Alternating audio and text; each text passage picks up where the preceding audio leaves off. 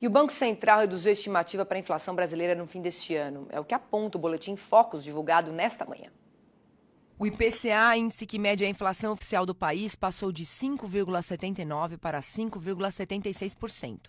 Já a projeção do Produto Interno Bruto, PIB, permaneceu em 3,05%. O câmbio para o fim de 2022 também se manteve em R$ 5,25. Já a Selic, a taxa básica de juros, deve ficar em 11,75% em 2023. E sobre as perspectivas econômicas para esta semana, eu converso agora com o economista-chefe do Banco Original, Marco Caruso. Boa tarde, Marco. Tudo bem, Priscila? Boa tarde. Marco, qual o foco dos mercados na agenda econômica desta semana? Priscila, falando só de economia, a agenda é bem esvaziada, né? Acho que eu brinco que o brasileiro está merecendo essa tranquilidade, pelo menos da área econômica, porque no futebol a gente sofreu demais esses dias, né?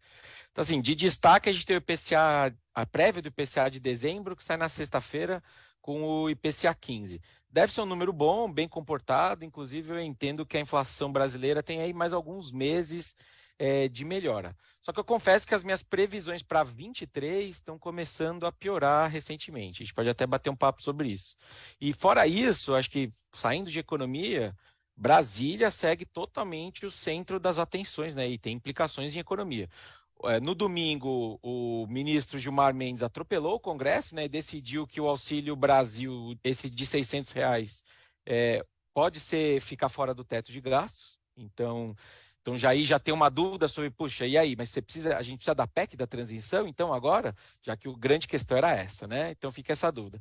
E fora isso, agora há pouco, o STF formou maioria para tornar inconstitucional o orçamento secreto, que dava uma baita autonomia para o Congresso, né? Assim, até exagerado e com pouca transparência. Uma decisão acertada, mas o meu ponto é, Gilmar Mendes de um lado e o STF como um todo do outro deram duas caneladas no Congresso. E daí a minha dúvida e a dúvida do mercado e qual vai ser a resposta do Congresso?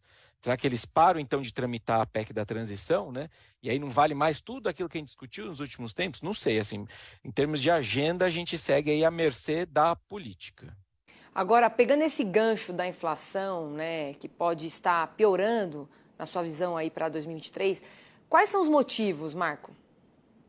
Então, assim, antes até de falar da questão política, que é bem importante também nessa discussão de inflação para o ano que vem, tem uma questão bem simples, assim, a redução do ICMS que a gente deu para a gasolina, né, que valeu para esse ano e reduziu bastante o preço desse combustível. Vai valer para o ano que vem? Também não tem uma decisão finalizada.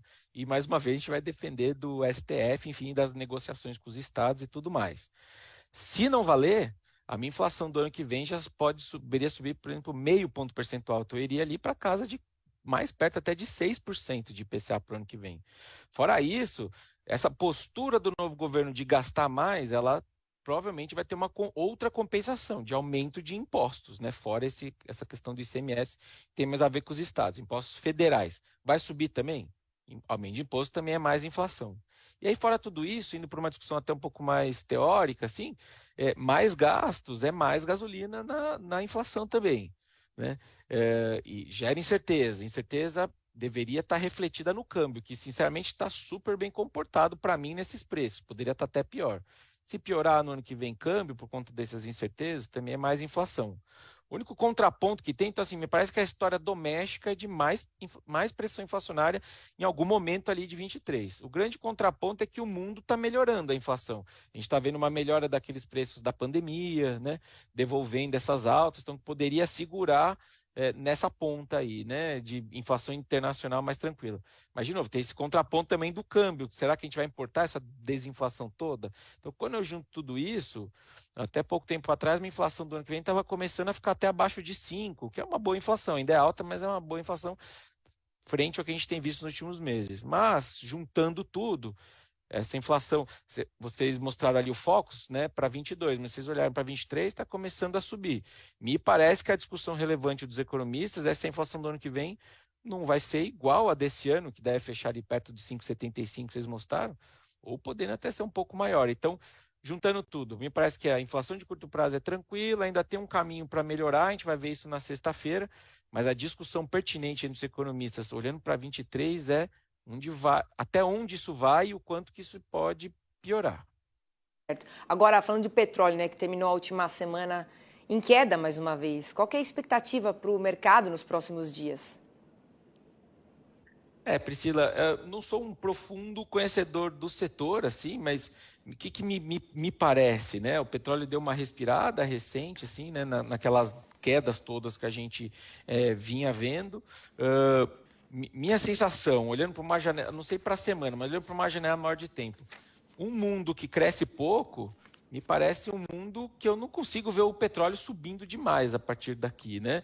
Claro que tem que esperar a resposta da OPEP, mas por uma janela maior de tempo, eu tenho uma cabeça mais tranquila para o petróleo, pelo lado da demanda. O lado da oferta, que a gente não controla, que é uma decisão política, não vai ajudar tanto, assim, mas eu tendo a achar que o preço do petróleo no ano que vem é mais para baixo, na média, do que o preço que a gente viu nesse 22, que já foi e voltou, né, e segue em patamares razoavelmente altos. Mas eu tenho uma visão meio baixista para petróleo numa janela maior de tempo. Tá certo. Marco, obrigada mais uma vez pela sua participação. Como a gente só vai se ver semana que vem, já aproveito para te desejar um ótimo Natal para você e para sua família.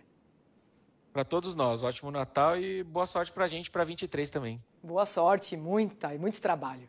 Até lá.